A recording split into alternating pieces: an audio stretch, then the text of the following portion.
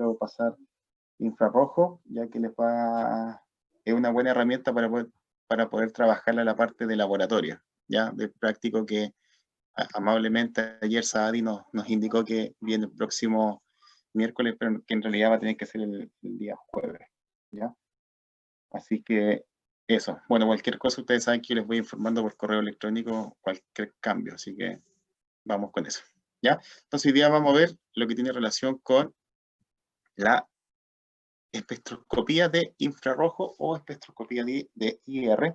Ahí ustedes pueden ver el equipamiento que se utiliza, un equipamiento bastante grande, ¿cierto? Que es donde tú puedes ir colocando tu muestra para poder hacer el análisis del infrarrojo. Vamos a ver qué información nos entrega este equipamiento más adelante, ¿ya?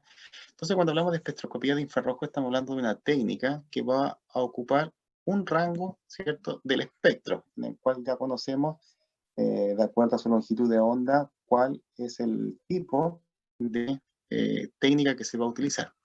En este caso, sí, Daniel, hay que revisar el programa, ¿ya? Saadi nos recordó el día de ayer eso. Entonces, cuando hablamos del IR, estamos hablando de una técnica que se va a mover entre los 800 y 1.000.000 de nanómetros, ¿ya?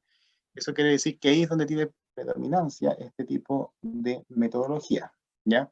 Ya conocemos el espectro en donde se mueven los rayos X, el ultravioleta, ¿cierto? Y también tenemos el infrarrojo. Y vamos a ir viendo que las distintas componentes de el espectro del infrarrojo. Ya siempre hay que tener claro que hay una relación inversa, ¿cierto? A mayor longitud de onda, menor es la energía que tiene, ¿ya? Cuando la longitud de onda es más corta, el tipo de energía es mayor. Por eso los rayos X se encuentran en longitudes de onda más cortas, pero son mucho más poderosos que en este mismo caso en particular de lo que es la espectroscopía de infrarrojo, ¿ya?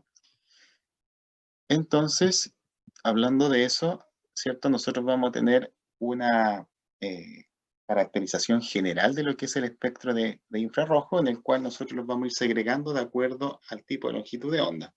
Se ha llegado a establecer una separación que involucra diversos tramos, ya de estas longitudes de onda, en las cuales se van calificando como IR cercano, que se mueve entre 800 y 2.500, el IR mediano, que es entre 2.500 y 50.000, y después el IR lejano, ustedes probablemente lo van a escuchar en algunas técnicas, ¿cierto? O en literatura que se maneja de esa forma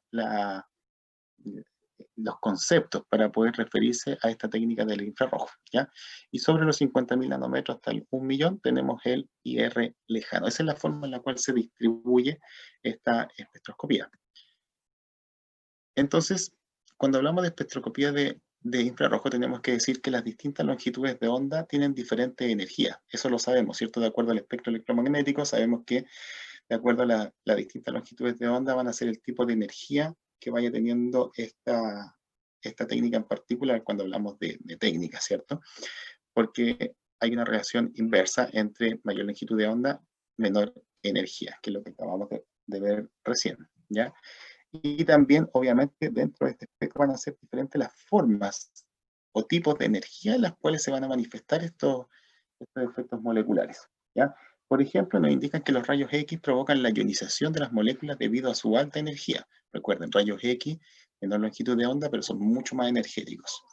Mientras que las ondas de microondas, valga la redundancia, afectan solamente el movimiento rotacional de las moléculas. Si ustedes recuerdan, en los primeros PPT, cuando empezamos a ver los métodos espectroscópicos, hablamos que, o lo dije, ¿cierto?, de que las ondas de microondas lo único que hacen es que las moléculas de las sustancias rotan, ¿cierto?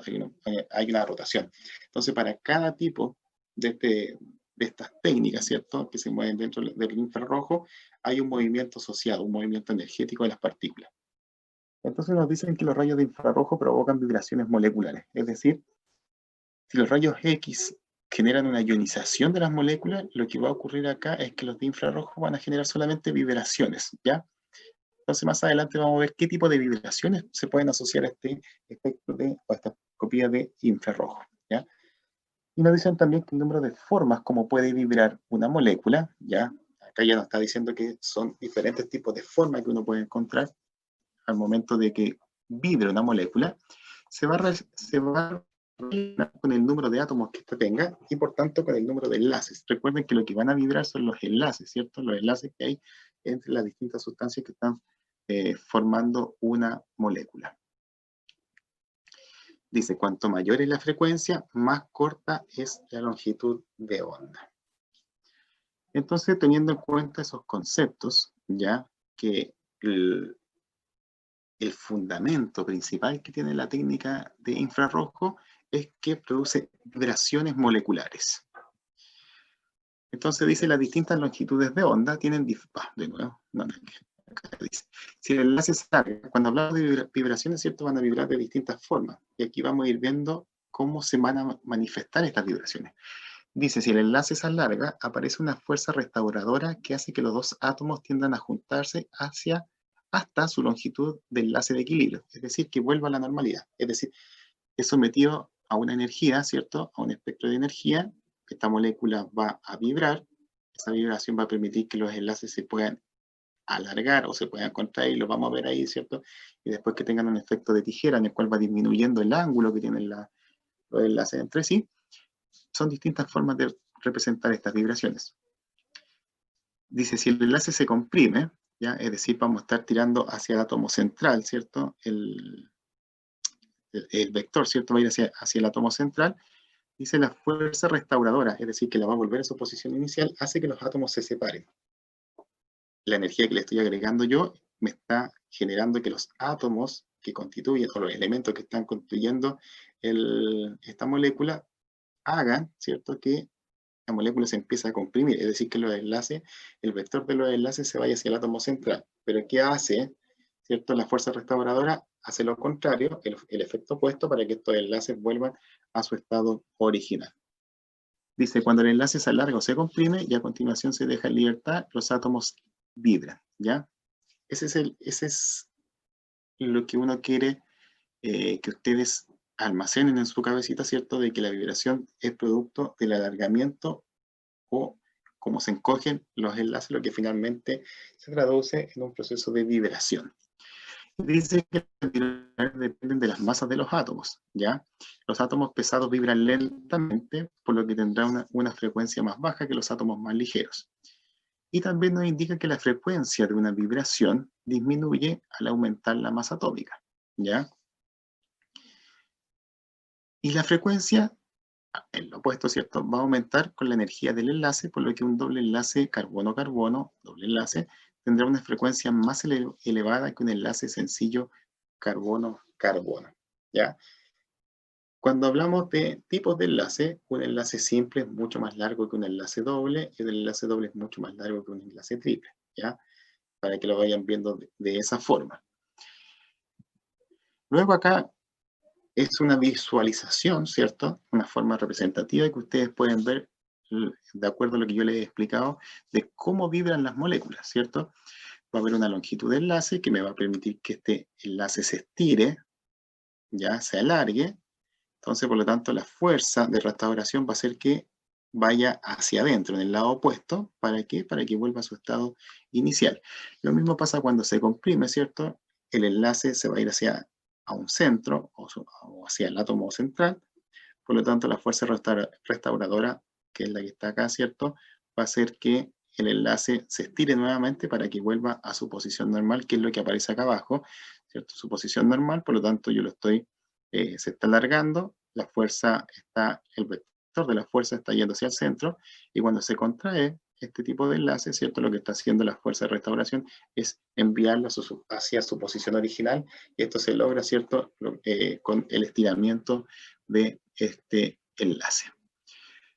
Entonces dice, vamos a hablar de la tensión y la flexión de los enlaces, porque eso es lo que nos va a dar finalmente lo que es la vibración de estas moléculas, de los enlaces de estas moléculas. Entonces dice, una molécula no lineal con n átomos, esto está aplicando para cualquier tipo de molécula, tiene 3n-6 modos de vibración fundamental. Por lo tanto, con esa pequeña fórmula, nosotros podemos saber, ¿cierto?, cuántos tipos de vibraciones va a tener la molécula en su estado fundamental, ¿ya? Si tomamos como ejemplo la molécula de agua, y sabemos que la molécula de agua es H2O, por lo tanto tengo 3 átomos de 2 elementos diferentes, que es el hidrógeno y el oxígeno. Por lo tanto, al separar perdón, al incluir el N como 3 átomos, yo voy a tener que finalmente la molécula de agua tiene dos modos, va a tener tres modos, ¿cierto?, de vibración. Dos de ellos son de la forma de tensión y uno de flexión. Entonces vamos a tener un tipo de tensión que es simétrica, en donde el vector, ¿cierto?, se está moviendo hacia afuera del átomo central, es decir, hacia los lados, se está tirando, ¿cierto?, hacia el átomo de hidrógeno. Una tensión asimétrica, como lo dice la palabra, no es algo que va a ser simétrico, que vaya los dos para el mismo lado, sino que uno va a ir para un lado y el otro lo va a seguir, ¿ya? Y cuando hablamos de flexión, estamos hablando de que la molécula se va, el enlace, el ángulo de enlace que tiene esta molécula va a ir variando respecto a este proceso de flexión que es conocido como un movimiento de tijereta, porque los enlaces se van alargando, no alargando, sino que se van juntando un poco más o se van abriendo, lo que va permitiendo que el ángulo de enlace que existe en esa molécula sea variable, ¿ya? Dice, la tensión puede ser simétrica cuando los dos enlaces de OH, en este caso como estamos viendo las moléculas de agua, se alargan al mismo tiempo, ¿cierto? Para lados opuestos. En una tensión asimétrica, el OH se alarga mientras que el otro OH se comprime, ¿ya? El OH que está para el lado derecho de la figura central, que está acá, ¿cierto? Este de acá, este se va a alargar porque se está moviendo hacia allá y este se va a comprimir, ¿ya? Es una tensión asimétrica porque no, los dos no están actuando de la misma forma, sino que están actuando de forma, uno está tirando para alargarse y el otro está tirando para contraerse, ¿ya? Dice, el proceso de flexión, ¿ya?, es conocida como movimiento de tijereta, se produce cuando el ángulo de la molécula de agua disminuye y aumenta pareciendo unas tijeras. Lo que le estaba comentando yo, ¿cierto?, que dependiendo del tipo de esta vibración, ¿cierto?, principalmente relacionado con la flexión, va a permitir que la molécula de agua aumente o disminuya el ángulo que tiene como molécula de agua como tal, ¿ya? Entonces, de esa forma, ya conocemos los tres tipos de vibraciones que puede tener una molécula de agua, como ejemplo, ¿ya? Obviamente, nosotros podemos ir colocando otro tipo de moléculas y también vamos a ir viendo cómo se van a ir comportando de acuerdo a los modos de vibración que tenga ella, ¿ya? Entonces, lo mismo acá, ¿cierto? Para volver a recalcar cómo se produce este movimiento, ¿cierto? Tenemos las asimétricas y las simétricas. Acá tenemos el alargamiento del enlace en una asimétrica y se está encogiendo el enlace de acá, ¿cierto? Hay una contracción, eso es una vibración del tipo asimétrica, ¿ya? Y acá estamos viendo que ambas van hacia el núcleo central, o el átomo central, lo que hace que sea una vibración del tipo simétrica. Entonces, cuando se habla de estas vibraciones, estamos hablando que hay una variación en la distancia del enlace, es decir, va a disminuir la distancia del enlace cuando se encoja o va a aumentar la distancia del enlace cuando ésta se alargue, ¿ya? A eso guarda relación con estos procesos de tensión en las moléculas, ¿ya? Y ahí también tenemos, ¿cierto?, un ejemplo de lo que es la tijereta que le llaman ellos, ¿cierto?, que finalmente lo que hace es aumentar o disminuir el ángulo que tienen los átomos que están conformando una molécula en particular, ¿ya? Siguiendo con el tema de lo que son las vibraciones moleculares, nosotros nos podemos preguntar de cuántas maneras diferentes puede vibrar una molécula, ¿ya? Entonces ahí vamos a tener en cuenta los modos de vibración. Es lo mismo que les pasé anteriormente, ¿cierto? Pero esto de una forma un poco más esquemática. Entonces vamos a tener 3n grados de libertad, que era la fórmula 3n-6, ¿cierto? Que es la que vimos acá, que es la que está ahí, 3n-6, para finalmente llegar a establecer ya cuáles van a ser las vibraciones que van a tener estas moléculas.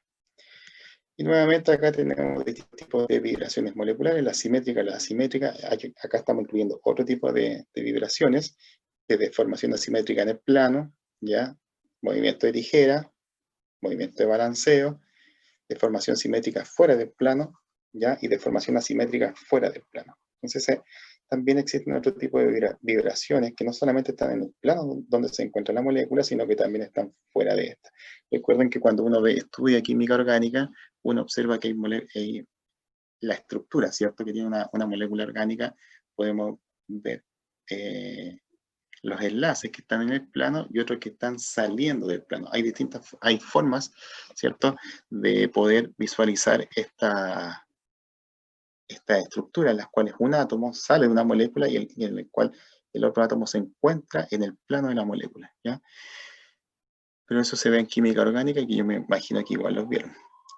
Entonces acá tenemos también cómo va a ser la absorción que van a tener de energía las moléculas cuando hablamos en el plano del infrarrojo, y nos va a dar cuenta de lo mismo, ¿cierto? De la simetría o asimetría, del efecto de la tijera, ¿cierto? Y que es propio de la molécula, ¿ya? Entonces tenemos simétrico, asimétrico, tijereteo, aleteo, torsión y balanceo, que son los mismos que visualizamos aquí, ¿ya?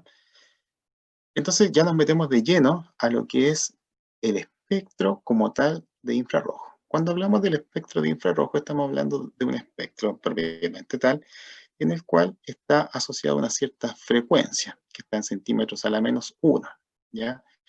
Y esa frecuencia es también catalogada para cada tipo de vibración de enlace. Vamos a observar acá en esta gráfica, o sea, en esta figura, ¿cierto?, que de acuerdo al tipo de molécula o átomo que está acompañando, de elemento que está acompañando a otro elemento, es donde uno puede ubicar este tipo de vibraciones. Por lo tanto, después cuando uno se enfrenta a un espectro de IR, es más fácil poder identificar, ¿ya?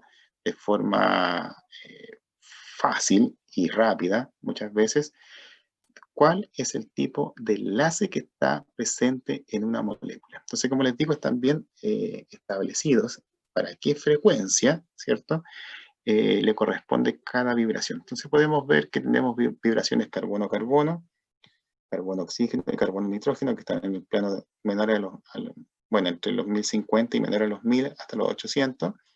Ya tenemos los doble enlace carbono-nitrógeno, doble enlace carbono-carbono, que son bastante interesantes de poder analizar cuando uno trabaja en química orgánica. Yo me acuerdo que trabajé con espectroscopía de infrarrojo para poder establecer, ¿cierto?, una potencial estructura, o principalmente de los potenciales grupos funcionales que estaban dentro de la molécula que yo estaba sintetizando, ¿ya? Yo soy de químico orgánico de formación, de formación, mejor dicho, que fue ahí cuando hice la tesis en química orgánica. Y ahí tuve que estar dilucidando cuál molécula era de acuerdo al proceso de síntesis que estábamos realizando, ¿ya? Entonces tenemos carbono-oxígeno, vamos a ver que tenemos carbono-oxígeno de ésteres, de ácidos, de aldehídos, ¿cierto?, de cetona, y todos tienen un tipo de vibración diferente. Entonces, cuando veamos ejemplos de esto, nos vamos a dar cuenta que el carbono-oxígeno de una cetona vibra diferente al carbono-oxígeno de un ácido, o el carbonilo, mejor dicho, ¿cierto?, o también de un éster. Pero un éster también es carbono-oxígeno, doble enlace, y oxígeno simple. Entonces es más fácil verlos más adelante cuando yo les presente algunos ejemplos para ir visualizando en qué punto, ¿cierto?, uno puede ir estableciendo las vibraciones de estos enlaces. Entonces acá usted va viendo, ¿cierto?, llega hasta la escala del 5000, y usted por cada frecuencia usted puede ir observando dónde va vibrando la molécula. Entonces nos dice que de 4000 a 2900 centímetros a las menos 1 tenemos las vibraciones, las tensiones, ¿cierto?, de carbono-hidrógeno, oxígeno-hidrógeno y nitrógeno-hidrógeno. Y es muy fácil cuando nosotros tenemos, cuando uno trabaja en química orgánica y el producto no te queda seco, te queda con agua, ¿ya?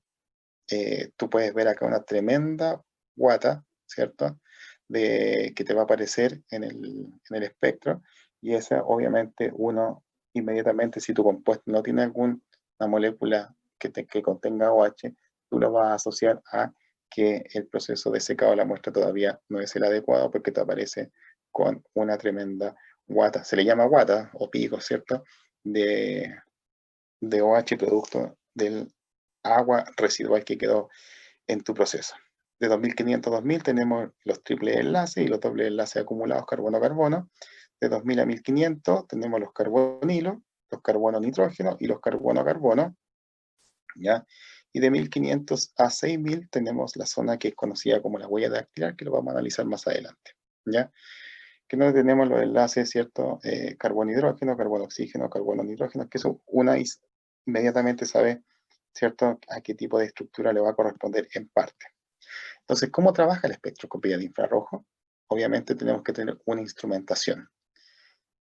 Y esta instrumentación parte primero por una fuente. Después viene un selector, una celda, un detector y un registrador. Si ustedes se dan cuenta, al igual que la espectrometría de masa, tenemos una fuente, ¿cierto? Que es primero donde introducimos la muestra, después hay una fuente de iones donde se genera todo el proceso de la formación de iones, y después tenemos un selector, que en este sería como el analizador de masa, ¿cierto? Que de acuerdo a su relación masa-carga, va a ir seleccionando el ion que yo necesito y después va a pasar finalmente al detector. Es solamente una forma análoga de poder hablar de lo que es la espectroscopía de infrarrojo con lo que vimos ayer de espectrometría de masas, ¿ya? Entonces tiene una fuente, tiene un selector, ¿ya? Tiene una celda, un detector y un registrador. Cuando hablamos de la fuente de radiación IR, dice que puede contener un láser, helio-neón, en los equipos modernos, ¿cierto? O una cerámica contaminada o fortificada, ¿cierto? Con óxidos de circonio, torio y cesio, conocido como filamento de NERS. Dice esta cerámica es calentada eléctricamente entre 1000 y 1800 grados Celsius.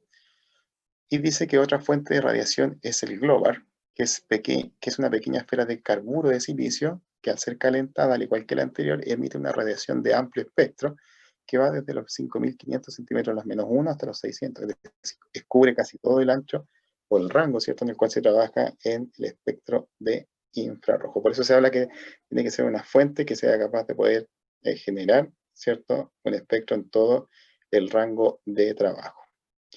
Y dice el NERS, en cambio, muestra un espectro de energía o frecuencia que van desde los 7100, es mucho más alto, ¿cierto?, hasta los 550 centímetros la -1. Dice estos rangos de frecuencia son más que suficientes para los espectroscopistas orgánicos. ¿Ven? Se dan cuenta que acá se hace hincapié a que es una técnica principalmente utilizada para los químicos orgánicos, ya que utilizan mucho estas técnicas como una aproximación primaria, ¿cierto?, del tipo de compuesto o el grupo funcional que tiene este compuesto que ellos están haciendo el seguimiento, ¿ya? Y ellos dicen que generalmente el rango de trabajo que utilizan los químicos orgánicos, para ellos es suficiente trabajar entre los 4000 y los 650 centímetros a la -1 cuando hablamos de frecuencia, es decir, el espectro como se los mostré anteriormente. También va a tener una rejilla o monocromador, ¿cierto?, que es un espejo reticulado que equivale a un prisma capaz de descomponer el espectro de la radiación en sus diferentes longitudes de onda. Este dispositivo, junto a otros dispositivos conocidos como slits, ustedes van a escuchar muchos términos acá que son bastante alejados del vocablo que uno tiene, ¿cierto?, como persona natural, que son ventanas de abertura variable, que permiten seleccionar y examinar la energía radiante de diferentes longitudes de onda que han pasado por la muestra. Es decir, yo también puedo ir seleccionando, ¿cierto?, a partir de este monocromador, un tipo de longitud de onda que yo quiero utilizar para poder realizar mis estudios. Luego tenemos el detector, que es un componente importante en la configuración de un espectrómetro de infrarrojo. Y la función de esto, ¿se acuerdan que en el masa la idea era transformar la cantidad de iones que iban llegando al detector, ¿cierto? Transformar eso en una señal. Y habían unos que multiplicaban la señal, ¿cierto?, varias veces, que eran mucho más sensibles. En este caso, dice, mide la energía radiante residual que emerge de la muestra y la compara con aquella que proviene de la celda llamada blanco. Vamos a ver más adelante la estructura que tiene un espectrómetro de IR, ¿cierto?, para que ustedes puedan entender lo que está escrito acá con lo que se puede visualizar en una figura. Dice que no contiene la sustancia del problema, es decir, va a tener dos canales, un canal donde va la muestra que yo quiero analizar y un canal donde no tiene esta muestra, ¿ya? Y que tiene solamente el solvente, si estamos trabajando, ¿cierto?, con una solución, o bien puede tener bromuro o cloruro de sodio como blanco para las muestras de líquidos puros o sólidas. Dependiendo de la matriz con la cual venga el analito que tú quieres estudiar, va a ser el tipo de tratamiento de muestra que tú le tienes que aplicar. Dice, esta diferencia de energía se mide con una termocupla que tiene la propiedad de traducir las diferencias de intensidad de la radiación que sale de la muestra en impulsos eléctricos, ¿ya? Es decir, entonces, lo que está haciendo esto es la intensidad de la radiación la va a transformar en impulsos eléctricos que finalmente nos van a entregar a nosotros la información vital para poder esclarecer qué tipo de molécula con la cual estoy trabajando, ¿ya? Después tenemos un graficador o impresora que obviamente nos va a dar cuenta finalmente del espectro que viene a base de lo que llegó del detector, ¿cierto? Que transformó el detector en una señal. Esta señal fue transformada, ¿cierto?, en una información. Dice, el graficador impresora traduce a un gráfico las diferencias encontradas por el detector, colocando en la abscisa el rango de longitudes de onda barrido por el instrumento, y en la ordenada la intensidad de la absorción de las emergente de la muestra problema. Dice, ¿cómo se puede obtener un espectro de IR? ¿Ya? Y para ello tenemos dos vías posibles para poder hacerlo. Tenemos el espectro, ¿cierto?, de infrarrojo dispersivo de rejilla, que se define como aquellos en los cuales el espectro se analiza en secuencia siguiendo la dispersión de la radiación de varias longitudes de onda mediante un monocromador o una rejilla de difracción. Dice, en el caso normal, los espectrómetros dispersivos son instrumentos de doble haz que usan rejillas de difracción para dispersar y seleccionar la frecuencia de la radiación IR a partir de una fuente blanca. Es decir, yo puedo ir seleccionando, ¿cierto?, a través de una rejilla de difracción, la longitud de onda a la cual yo quiero trabajar. Y después tenemos un sistema un poco más avanzado, más sofisticado, ¿cierto?, que involucra una transformada de Fourier, que es un multiplex FTIR, que es lo que actualmente más se utiliza en el mercado, ¿ya? Que dice que a diferencia del dispersivo de rejilla, que el anterior detecta todas las longitudes de onda y se miden en forma simultánea. Es decir, para trabajar con toda la longitud de onda del espectro, en el cual tú estás realizando tu estudio, ¿cierto? Y lo vas a poder hacer de forma simultánea. Por eso les digo que el FTIR es el espectrómetro de infrarrojo que tiene mayor uso, ¿ya?, dentro de lo que es la química, por estas bondades que les acabo de mencionar. Entonces acá está el dibujo, ¿cierto?, o el diagrama en el cual ustedes pueden ver cómo va funcionando. Tenemos una lámpara, ¿cierto?, que va a emitir. Esa va a llegar acá a unos espejos, va a pasar por la celda de la muestra y la otra parte de la radiación va a pasar por la celda de referencia, ¿ya? Entonces acá si es una muestra líquida, uno va a colocar unas gotitas, ¿cierto?, en el sistema, y acá lo que tú vas a colocar es el solvente en el cual tú hiciste la disolución de tu muestra. Después va a llegar a este canal de acá, ¿cierto?, que es un espejo para darnos cierta longitud de onda, va a llegar para descomponer el espectro, mejor dicho, esto va a llegar al monocromador que va a seleccionar una longitud de onda, esta va a llegar, esta longitud de onda específica al detector, y esto se va a transformar en un espectro. Entonces, a modo de resumen, dice que la fuente de radiación es un filamento calentado eléctricamente. Mediante el empleo de espejos el haz se divide en dos, ¿ya? De manera que uno atraviesa la muestra, lo que les comentaba anteriormente, y la otra va a ir a la muestra que es un blanco, que es donde está el solvente, ¿ya?, que se utiliza como referencia más que nada. Y después ambos hacen pasar alternativamente mediante el empleo de un espejo giratorio, el que aparece arriba donde dice motor, ¿cierto? Y después por un monocromador, y la diferencia de intensidades es captada por el detector. Esa es la forma que tiene de trabajar la espectroscopía de infrarrojo, ¿cierto? Se produce una fuente, de una fuente, ¿cierto? Se produce la radiación que pasa por estos espejos, el haz de radiación viene para acá, pasa por la celda que es blanco y pasa por la celda que contiene la muestra, finalmente va a llegar, ¿cierto?, a esta zona de acá, donde también son espejos, ¡pum!, va a pasar luego al monocromador, que va a determinar una sola longitud de onda, y esta va a llegar acá al detector, que finalmente se traduce en el espectro que nosotros después podemos analizar. Entonces ustedes, como ven acá, esta parte así es lo que uno ve como espectro final en lo que es la infrarrojo, ¿ya? Vamos a ver espectros originales con los cuales podemos ir trabajando. Entonces, cuando empezamos a analizar el sistema de trabajo de esta espectroscopía de infrarrojo, podemos ver que tiene una fuente, ¿ya? En este caso tiene un sólido inerte que se calienta a una temperatura mayor a los 500 grados Celsius.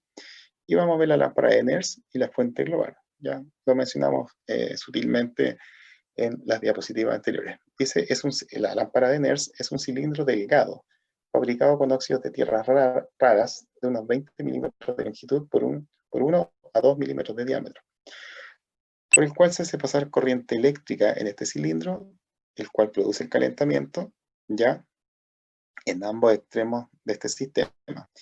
Y dice, a las temperaturas de operación, el cilindro brilla al rojo sombra.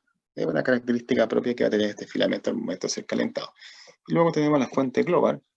Dice que el Global es una barra de carburo de silicio con calentamiento eléctrico de unos 5 centímetros de longitud y 3 milímetros de diámetro. Y esta fuente suele producir una radiación IR más intensa que la lámpara de NERS a números de onda menores a 2000 centímetros a la -1. ¿Ya? Entonces esa es la diferencia que uno puede encontrar en los tipos de fuente que se utilizan en espectroscopía de infrarrojo.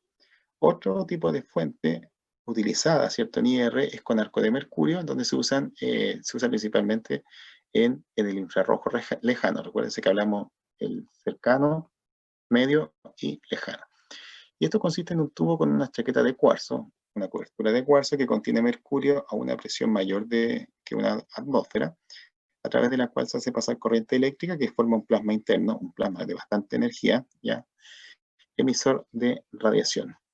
Y también tenemos la clásica lámpara de filamento de tungsteno, ¿ya?, que son las lámparas convencionales que se pueden usar como fuentes para la región de IR cercano, dentro de los límites aproximados de los 4.000 a los 12.500 centímetros a la -1. Eso es cuando estamos hablando de las fuentes.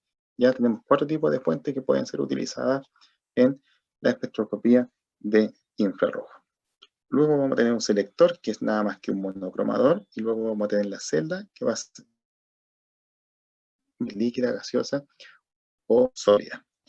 Entonces, vamos a tener también los detectores, ¿ya? El detector es el paso final, ¿cierto? Ustedes bien lo saben, que es lo que finalmente te va a transformar esa señal que tú tienes en un dato duro para poder analizarlo. Entonces tenemos los detectores térmicos que funcionan midiendo los efectos del calentamiento de la radiación IR sobre un componente diseñado para actuar como un cuerpo negro. Esto es pura teoría, ¿ya? Pero hay que pasar la teoría y después los ejercicios para que se entienda cómo se generan estos espectros y cómo funcionan.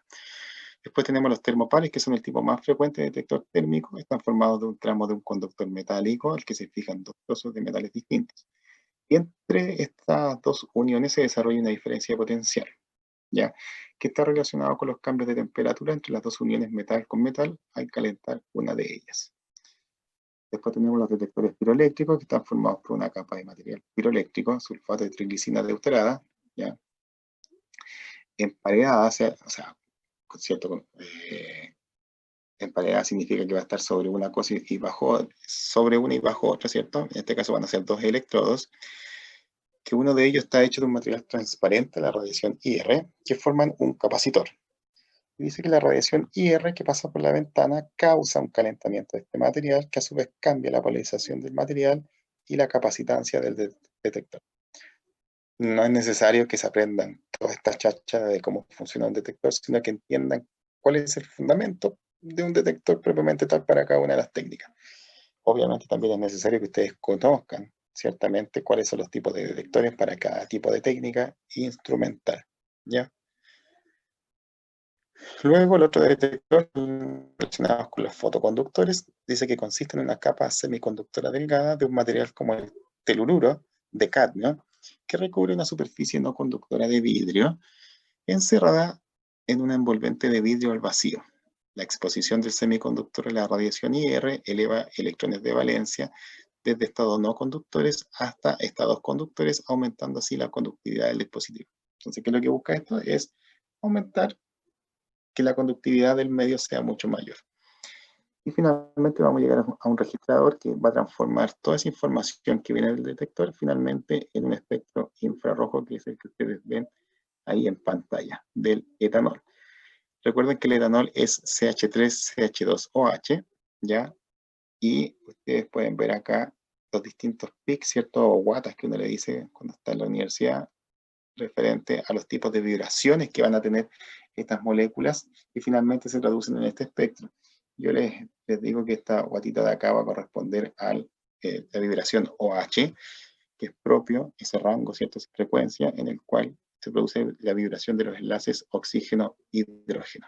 Entonces, de esa forma es más fácil poder ir identificando las moléculas orgánicas que están participando en un proceso, ¿ya? ¿Cómo se van a preparar las muestras? Obviamente para poder llegar, ¿cierto?, a realizar todo este espectro de IR, tiene que haber una preparación de la muestra y obviamente esta preparación va a depender del tipo de matriz del cual venga. Dice, las muestras líquidas, ¿ya? O viscosas pueden ser trenzadas entre dos placas de una sal de alta pureza, generalmente es el cloruro de sodio. Estas placas deben ser transparentes a la luz infrarroja para no introducir ninguna línea en el espectro de la muestra, es decir, para que no tengamos interferentes. Dice, las placas obviamente son solubles en agua, por lo que la muestra, los reactivos de lavado y el medio deben ser anhidros, es decir, en ausencia de agua. Por eso les digo que no deben tener moléculas de agua, porque estas moléculas de agua van a aparecer finalmente en el espectro de IR, generándote confusión, porque más que nada no es algo cuantitativo, sino que es algo cualitativo en el cual tú vas identificando dónde está vibrando, cuál es la vibración que tú estás observando en ese espectro en particular, ¿ya? Y acá te muestra, ¿cierto?, una figura en la cual ustedes pueden observar cómo se va generando este proceso de preparación de muestras cuando son muestras líquidas. En cambio, cuando tenemos muestras sólidas, como muestra la imagen, ¿cierto?, se preparan mezclando una cierta cantidad de muestra con una sal altamente purificada, no es cualquier sal, ¿ya? Por ejemplo, el bromuro de potasio. Dice, esta mezcla se tritura y se prensa con el fin de formar una pastilla. Aquí, cuando hablamos de muestra sólida, tenemos que formar una pastillita, ¿ya?, por la que puede pasar la luz. La pastilla necesita ser prensada a altas presiones, o sea, tú tienes que formar la pastilla, ¿ya?, para asegurar que sea translúcida, pero esto no puede lograrse sin un equipo adecuado. Por ejemplo, tiene que tener una prensa hidráulica. A diferencia de las muestras líquidas, ¿cierto?, uno puede colocar una gotita en este sólido, ¿cierto?, que es el bromuro de potasio, y se puede analizar. Pero cuando hablamos de muestras sólidas, tú tienes que formar una pastilla entre la muestra y el material que tú tienes como soporte, ¿ya? Dice, al igual que el cloruro de sodio, el bromuro de potasio no absorbe la radiación infrarroja, por lo que las únicas líneas espectrales provendrán del analito. Entonces, esa es la idea, ¿cierto?, de una especie que actúe como soporte para el análisis de las muestras, pero que lo ideal es que no emita ningún tipo de líneas, ¿cierto?, espectrales que puedan finalmente introducir algún error en el análisis de la muestra. Entonces tenemos algunos tipos de solvente y por cada tipo de solvente obviamente que vamos a tener su huella dactilar o su espectro propio para poder identificar si yo utilicé, no sé, por ejemplo, el triclorometano, que es el primero, ¿cierto?, y no lo eliminé correctamente de la muestra y después la llevé a análisis, obviamente me van a aparecer bandas en regiones que son calificadas como no útiles, que van entre el 600 y 820 y entre el 1175 y 1250, que son las vibraciones propias de este solvente en particular, solamente tomando en consideración el triclorometano, ¿ya? Y así ustedes también pueden observar otros tipos de solventes, las cuales ustedes pueden, de acuerdo a bibliografía, establecer que los pics que le pueden aparecer o esas guatitas que pueden aparecer en el espectro de infrarrojo son asociados a una mala eliminación del solvente en el proceso, ¿ya? Y dice, en todos los casos, las paredes del contenedor de la muestra deben ser transparentes a todo el rango de radiación, obviamente, ¿cierto?, de entre 4.000 y 600 centímetros cúbicos, 600 centímetros cúbicos, centímetros a la menos 1, ¿cierto?, que es el rango de las frecuencias en las cuales se producen las vibraciones de estas moléculas, ¿ya? Y esto usted lo va a conseguir, ¿cierto?, con sustancias que van a ser transparentes a, este, a este rango de, a este rango de radiación, ¿ya? También nos comentan que la espectrometría de infrarrojo es sumamente útil para determinaciones cualitativas. Esto es lo que les decía yo, que son más bien cualitativas, porque usted solamente va a ver una señal, ¿cierto? Va a ver el espectro y usted puede decir, sí, acá, mira, la muestra que tengo acá tiene OH porque no eliminé bien el agua, eh, tiene un compuesto, este compuesto es que está constituido por carbonos que tienen triple enlace, o algunos que tienen algún grupo carbonilo, y así sucesivamente. Uno lo puede ir determinando de forma cualitativa, pero solamente en función, ciertamente, de la información que uno ya posee de estos espectros de infrarrojo, en las cuales las vibraciones ya están acotadas a cierta frecuencia. Entonces, determinaciones cualitativas de compuestos orgánicos y para deducir estructuras moleculares a partir de sus grupos funcionales, tanto de compuestos orgánicos como de orgánicos, pero principalmente son orgánicos, ¿ya? Y por eso les digo que es interesante poder trabajar con esto, porque uno va a ir dilucidando, ¿ya? Una estructura, una potencial estructura, de acuerdo solamente a las vibraciones que tengan las moléculas que están formando esta estructura en particular, ¿ya? Pero ojo, es solamente cualitativa, ¿ya? Te va a dar información respecto a qué podría ser, pero no te va a asegurar qué es lo que es, ¿ya? A excepción, comparándolo con el espectrometría de masa, que hay un abismo de diferencia, ¿cierto?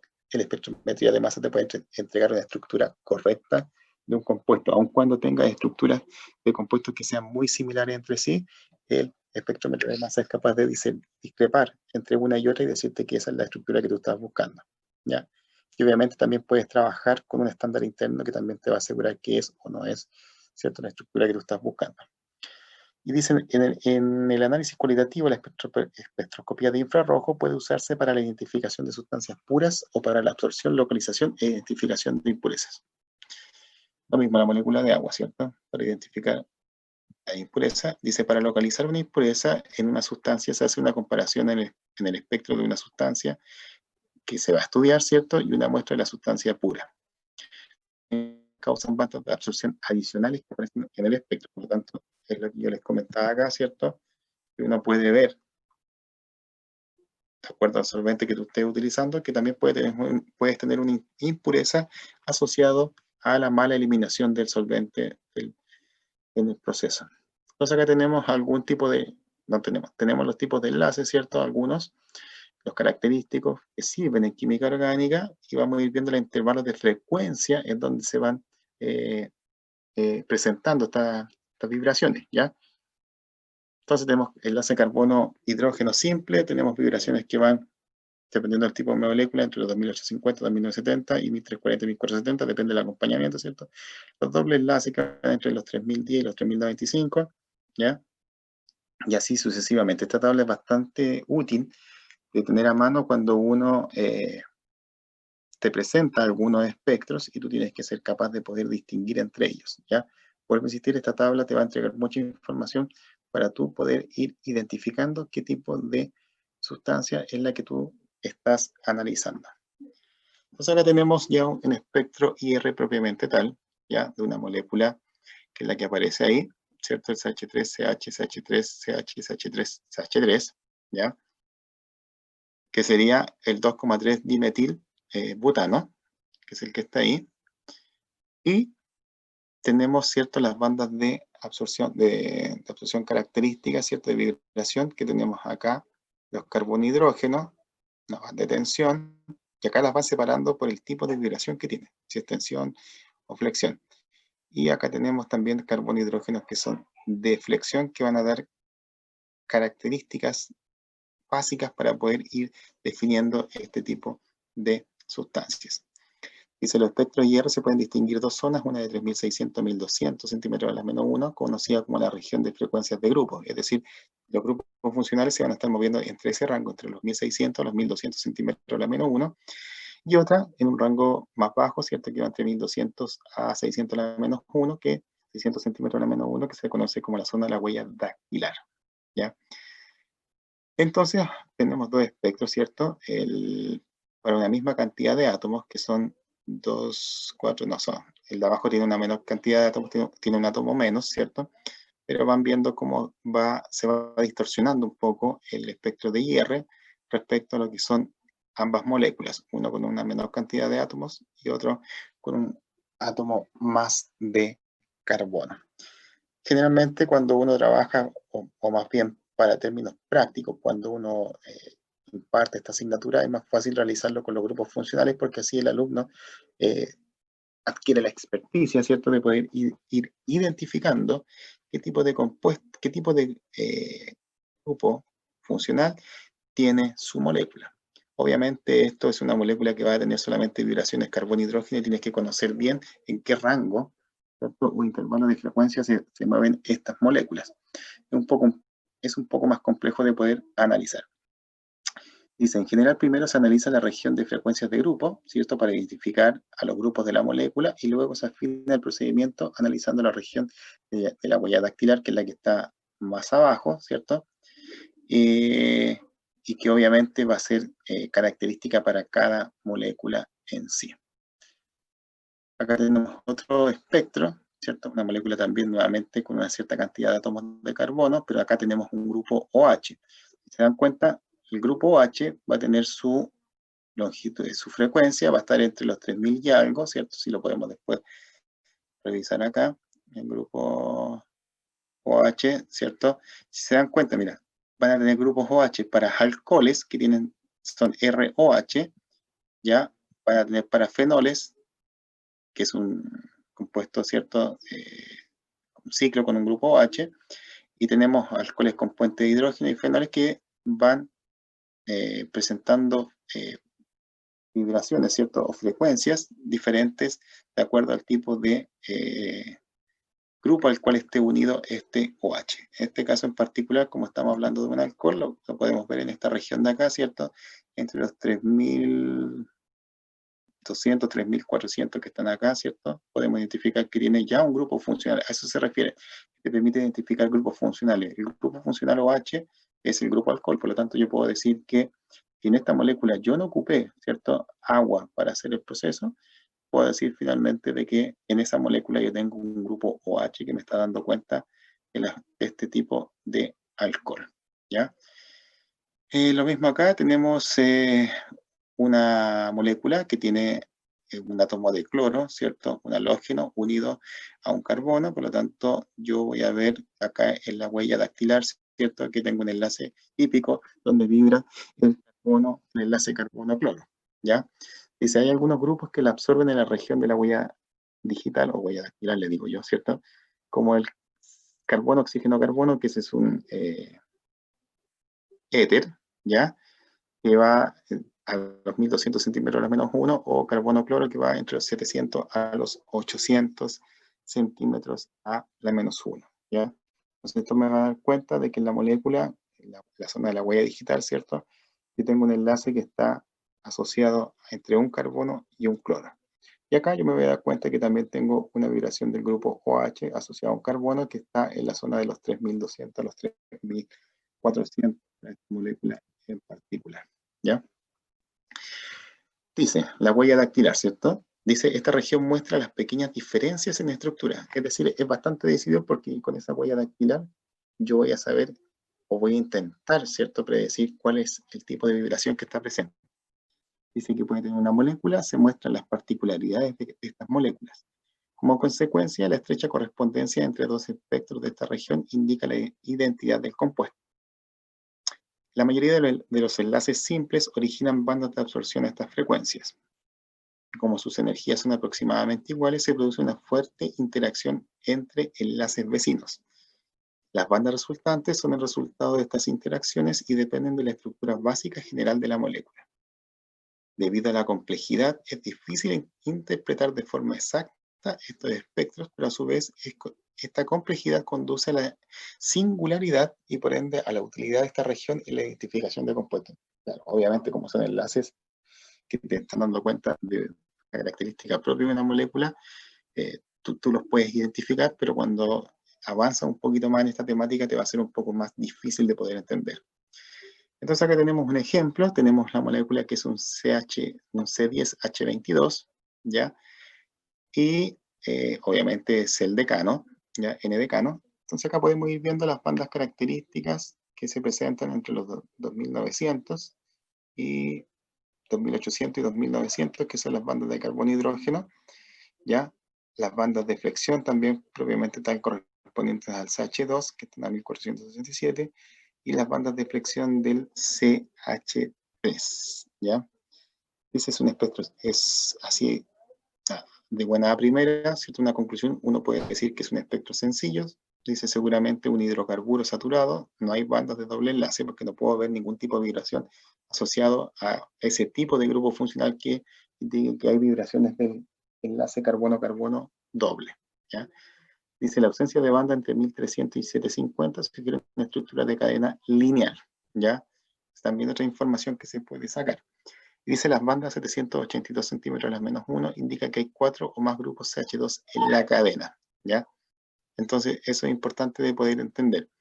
Este tipo de cosas así un poco más profundas, yo las podría preguntar, pero me voy a dedicar principalmente a que ustedes puedan identificar el tipo de grupo funcional y ojalá pudieran llegar a predecir algún tipo de molécula para el espectro IR, que es lo que yo voy a realizar para el práctico de la próxima semana. ¿Ya?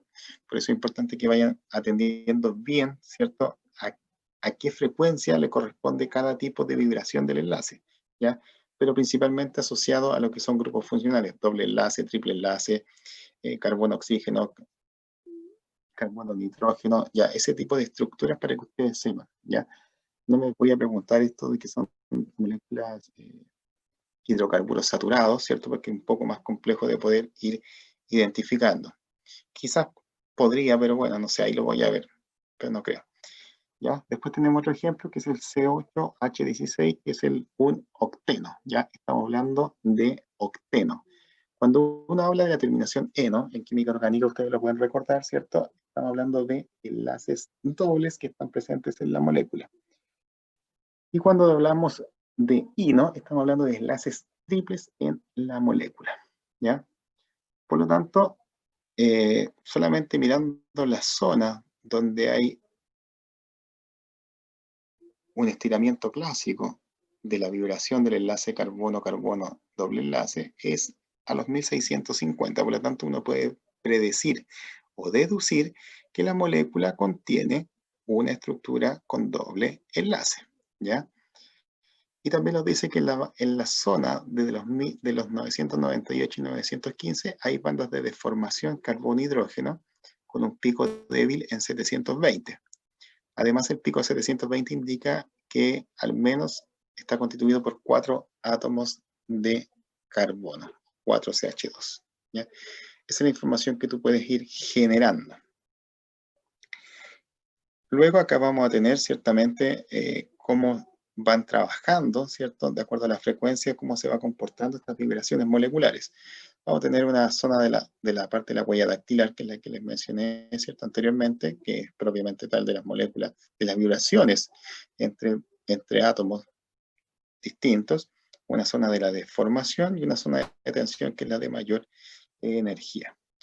Acá tenemos otro ejemplo, ¿ya? Tenemos la vanilla, que le dicen ahí, ¿cierto? Tiene una longitud de onda característica y podemos ir viendo que tienen toda esta serie de picos cromatográficos, toda esta zona de picos, ¿cierto? En la cual uno puede ir identificando, ¿cierto? El tipo de grupo funcional que puede tener. Acá a simple vista, ¿cierto? Sabemos que tiene un OH unido a una estructura aromática, por lo tanto yo sé que esta zona de acá de los 3000 y tantos, 3500, 3600, va a corresponder a que esta molécula tiene un grupo funcional OH.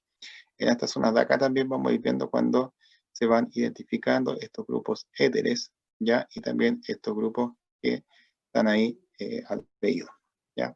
Pero todo eso se hace en función, no sé si les puse la tablita, ya ven, acá está el carbonilo, ¿cierto? Asociado al aldehído acetona, que se mueven entre 1690 y 1760. Entonces aquí uno puede ir identificando que en esta zona hay grupos carbonilos que están presentes en la molécula del aldehído, ¿cierto? Y también podemos ir viendo acá, no está el sí, de los alcoholes éteres también que se mueven entre 1050 y 1300. Si yo veo acá entre 1050 y 1300 también tengo un pico bastante interesante, y estos también de acá, ¿cierto? Que me podrían dar cuenta de que tengo grupos éteres presentes en la molécula, ¿ya? Luego acá también tenemos, ¿cierto? Una tabla de las frecuencias de tensiones de enlace, y vamos a ir viendo cómo se va moviendo este enlace, ¿ya? Por Por ejemplo, los carbono simple, 1200, la frecuencia, carbono doble, 1660, carbono triple, 2220, carbono nitrógeno vibra, 1200, y así sucesivamente usted puede ir analizando este tipo de frecuencias, las cuales te van a dar cuenta, ¿cierto?, de las vibraciones que tienen estos compuestos. Acá tenemos ya una molécula más clásica, el espectro formal, ¿cierto?, del formaldehído, valga la redundancia, en el cual la molécula de formaldehído es HCOH, ¿ya? Entonces tenemos acá tenemos vibraciones de la molécula del CH2, y acá esto es lo más importante, ¿cierto?, que les digo yo, que uno puede tener vibración, ¿cierto?, del enlace carbono doble enlace oxígeno, que te da cuenta que hay un grupo carbonilo presente en la molécula, ¿ya? Entonces eso te va a dar cuenta de que tienes ese grupo funcional presente, y acá tenemos el del movimiento de la tijera, ¿cierto? Y acá tenemos otras vibraciones que son propias del carbono e hidrógeno, ¿ya? ¿Por qué sale CH2? Porque recuerden que el formaldehído es H- o enlace carbono hacia arriba, doble enlace oxígeno, y hacia el lado enlace simple con el hidrógeno. Ya por eso aparecen estas vibraciones CH2, ya que son propias de una estructura de formaldehído. Después tenemos el etanoato de etilo, que es un éster, ato de hilo, ¿ya?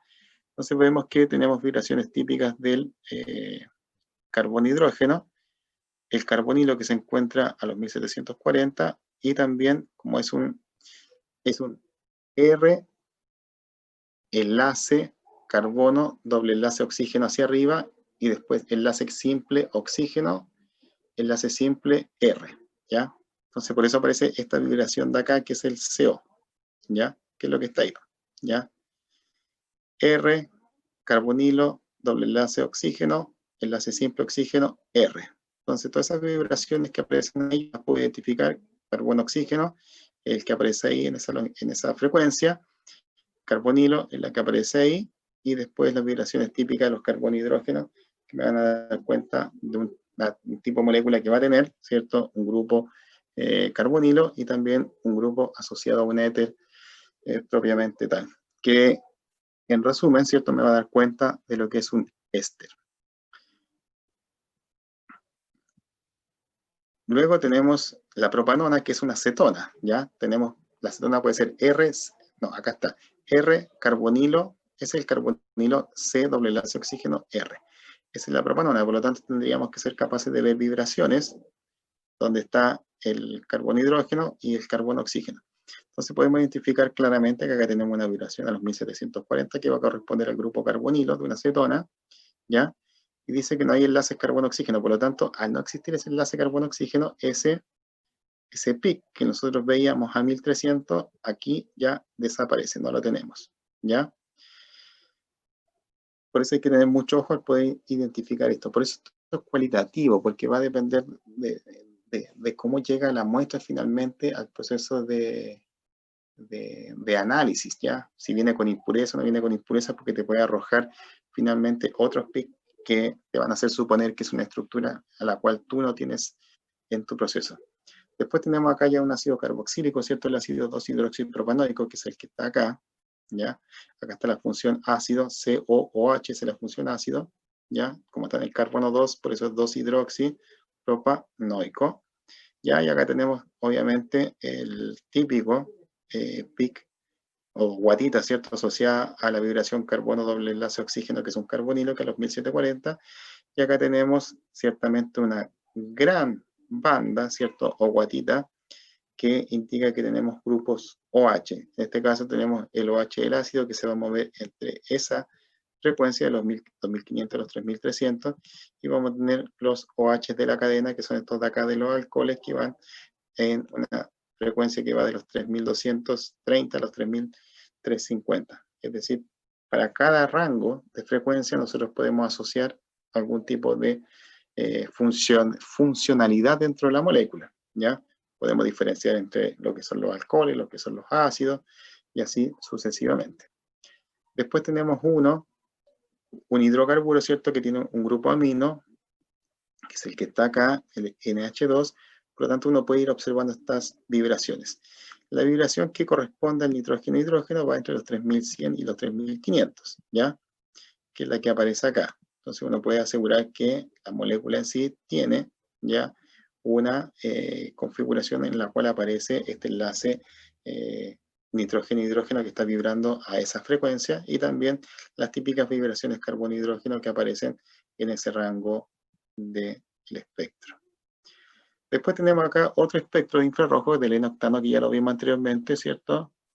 Bueno, lo puse de nuevo, nada que ver. El N-octano ya lo vimos. Este de los alcoholes, ¿cierto? Este es un butanol, que el que está acá podemos ver la guatita, ¿cierto? O la banda del grupo OH, que corresponde a este que está acá, siempre en esta zona de los 3000 a los 3500.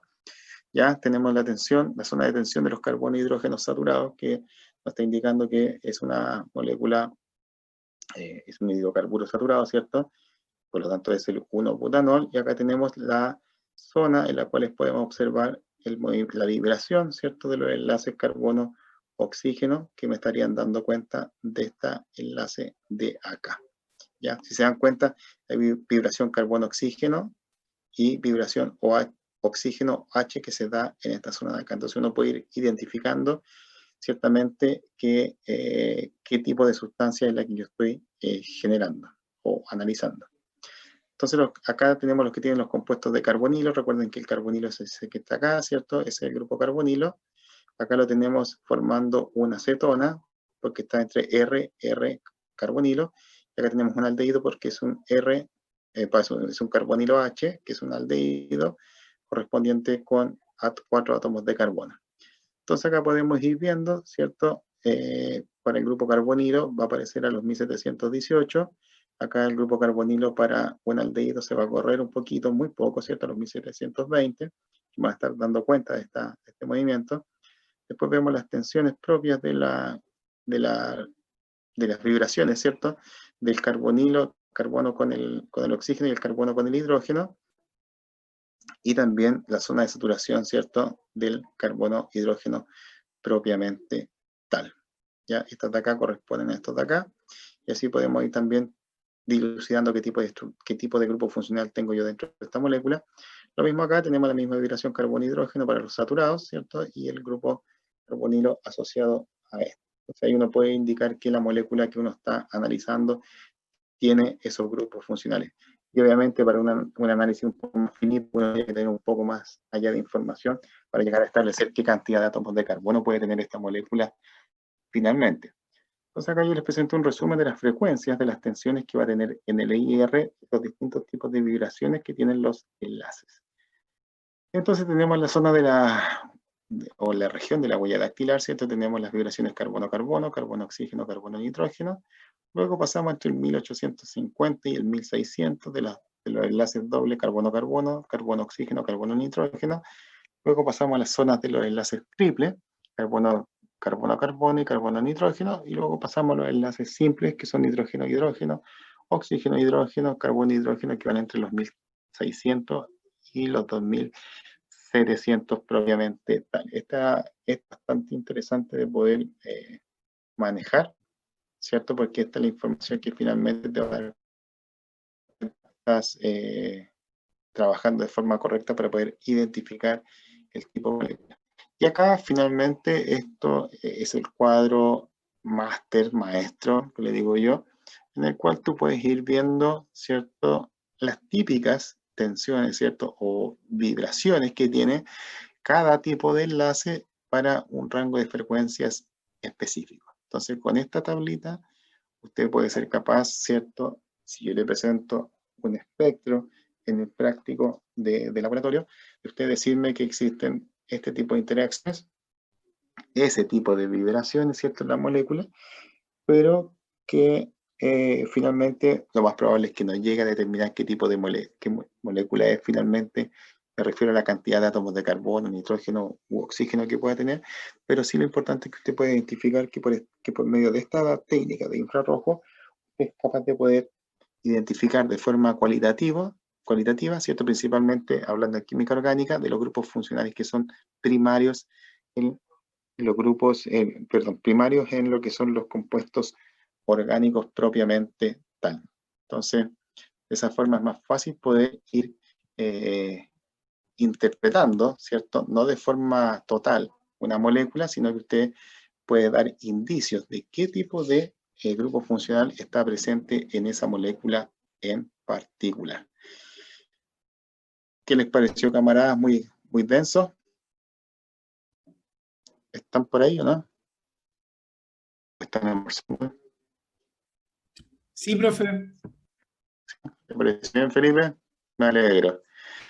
Ya. Entonces, oye, entonces les pido que por favor igual le echen una... Vale Alejandro y Joshua. Oye, les pido que por favor revisen estas tablas de vibraciones ya porque para el práctico que viene yo les voy a preguntar de espectroscopía IR, ya, para que ustedes puedan identificar.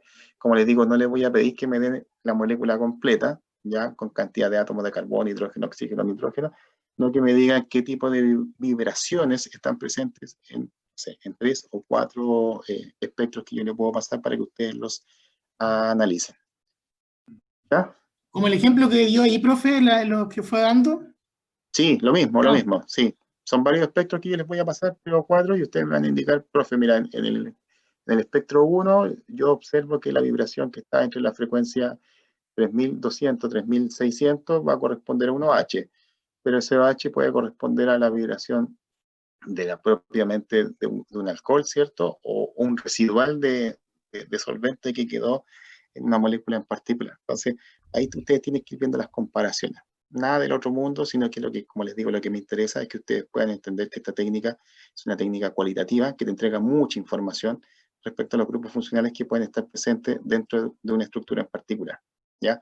Y cuando uno tiene un poco más de training, uno puede ir estableciendo ciertamente el tipo de estructura que se puede llegar a generar. Pero para eso hay un camino bastante largo y tampoco es muy factible de poder realizar, sino que solamente de identificar específicamente los grupos funcionales que conforman la molécula. Ya, queridos Profe, camaradas, último, dígame. consulta. Pero en un tipo de frecuencia igual pueden haber varias vibraciones, o sea, grupos funcionales.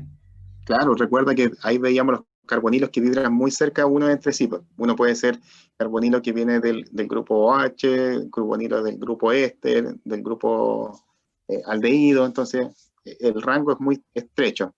Claro, Pero pero ahí, eso lo tenemos que detallar en el práctico, o sea, cuántos grupos hay. claro, tú me vas a Ya, decir, vea, profesor, hay que ver un grupo carbonilo que puede ser asociado a una acetona, puede ser asociado a un éster, ¿ya? Pero para que ya. sea un éster, recuerda que tienes carbonilo, que es el carbono doble enlace oxígeno, y también tienes la otra vibración que es carbono oxígeno, ¿ya? Claro, claro. Entonces ahí hay que ir jugando con ese pool de información para poder llegar finalmente a una potencial estructura, ¿cierto? Pero solamente asociada a lo que son los grupos funcionales. Ya, profe, gracias. Vale, Máster, un abrazo.